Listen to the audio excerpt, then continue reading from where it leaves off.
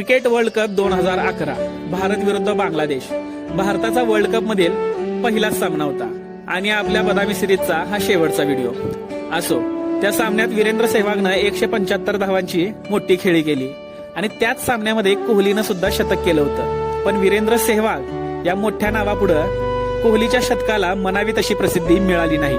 अगदी तसंच काहीतरी या पट्टडकलचं होतंय.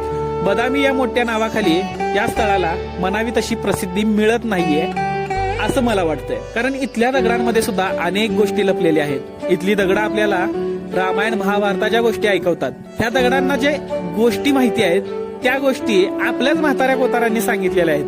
त्या ऐकायला आपण गेलंच पाहिजे असं मला वाटतंय.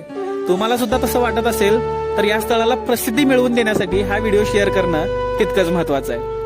कारण शेअर केल्यानेच काही गोष्टी समोरच्याला जातात आणि ह्या गोष्टी समोरच्याला